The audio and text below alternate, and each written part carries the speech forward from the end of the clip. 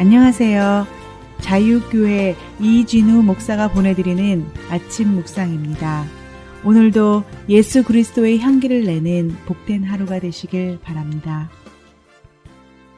7월 29일 화요일 아침 묵상입니다. 오늘은 지혜가 헛되다고 말하는 지혜라는 제목으로 전도서 2장 14절로 15절의 말씀 묵상합니다.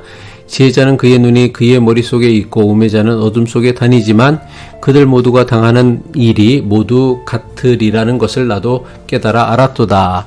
내가 내 마음속으로 이르기를 우매자가 당한 것을 나도 당하리니 내게 지혜가 있었다 한들 내게 무슨 유익이 있으리요 하였도다. 이에 내가 내 마음속으로 이르기를 이것도 헛되도다 하였도다. 전도자는 당대 최고의 지혜를 가진 사람으로서 지혜가 얼마나 소중한지를 너무나 잘 알고 있었습니다.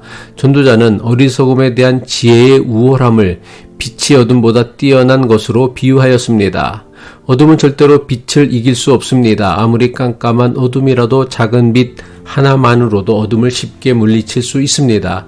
그래서 전도자는 지혜자의 삶이 빛 가운데서 살아가는 삶이라면 어리석은 자의 삶은 어둠에 갇힌 삶이라 여겼습니다. 그런데 오늘 묵상하는 말씀에서 전도자는 자신이 그토록 중요하게 여겼던 지혜와 자신이 혐오하였던 어리석음의 차이가 별것 아니라는 것을 깨닫게 됩니다. 전도서 2장 14절이죠. 지혜자는 그의 눈이 그의 머릿속에 있고 우매자는 어둠 속에 다니지만 그들 모두가 당하는 일이 모두 같으리라는 것을 나도 깨달아 알았도다. 지혜자의 눈은 그의 머릿속에 있다라는 말씀이 무슨 뜻일까요? 지혜로운 사람은 높은 전망대에서 세상을 내려다 보듯 앞날을 예측하고 현재 자신이 어디로 가고 있는지를 명확히 아는 사람이라는 뜻입니다. 반면에 어리석은 자는 어둠을 헤매는 사람 같아서 눈앞에 웅덩이가 파여 있는지 낭떠러지가 있는지 분간하지 못한 채 발길 닿는 대로 걸어가다가 넘어지고 상처 입게 된다는 것입니다. 그래서 우리는 지혜를 구해야 합니다. 지혜는 더 나은 선택과 안전한 삶을 위해 꼭 필요한 선물입니다. 그런데 지혜를 찬양하던 전도자의 목소리가 깊은 탄식으로 급격히 전환됩니다.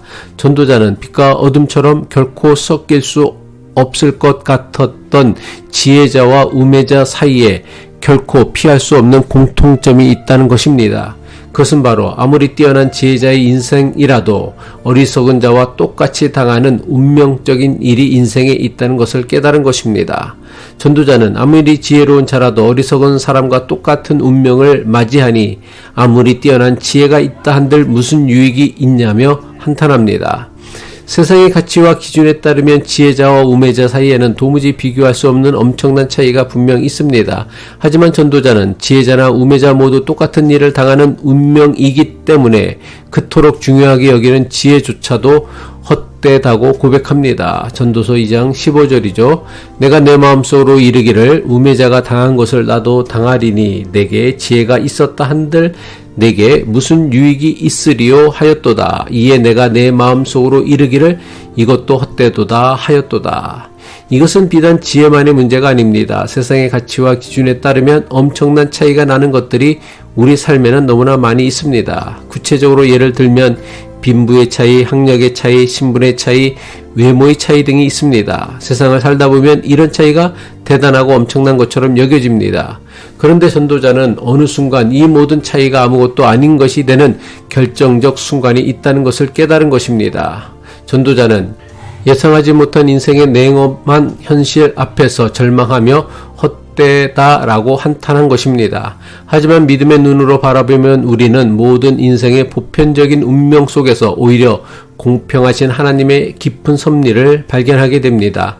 따라서 영원하신 하나님을 믿는다고 하면서 잠깐 있다 사라질 것들을 가지고 자랑거리로 삼는 것은 아직 하나님을 제대로 믿는 사람이 아닙니다. 하나님 앞에서 세상에서의 지혜와 지식과 부와 장수와 건강을 자랑하는 것이 아무짝에도 쓸데없는 어리석은 일이라는 것을 알아야 합니다. 이것을 깨닫고 인정하는 사람만이 영원하신 하나님을 제대로 믿는 사람이라 할 수 있습니다.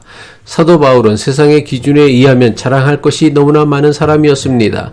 혈통으로는 믿음의 조상 아브라함의 후손이었으며 당대 최고의 율법 교사였던 가말리알에게서 율법을 배운 바리새인이었으며 당대 최고의 제국이었던 로마의 시민권을 소유한 사람이었습니다. 바울은 이런 것들을 내세우고 자랑하는 것이 세상을 사는 지혜일 수 있겠지만 하나님 앞에서는 아무것도 아니라고 합니다. 오히려 하나님 앞에서 세상의 것으로 자랑을 하는 것이 대단히 부끄러운 일이라고 했습니다. 부득불 자랑해야 한다면 그것은 바로 자기의 약함이라고 했습니다. 자신의 약함을 통해 하나님의 위대함이 드러나기 때문입니다. 고린도후서 11장 30절이죠. 내가 부득불 자랑할진대 내가 약한 것을 자랑하리라.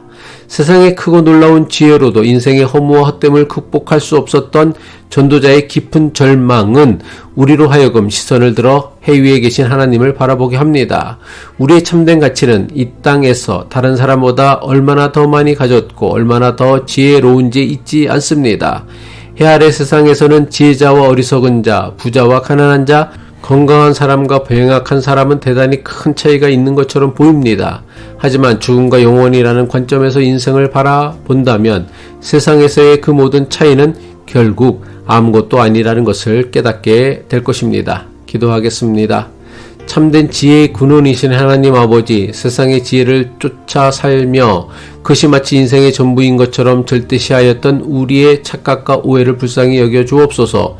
영원하신 하나님 나라에서는 세상의 모든 자랑이 부질없다는 것을 분명하게 깨닫게 하옵소서. 그래서 우리의 눈을 들어 주님을 바라보게 하시고 나의 약함을 통해 역사하시는 주님의 능력을 의지하며 살게 하옵소서. 우리 주 예수 그리스도의 이름으로 기도합니다.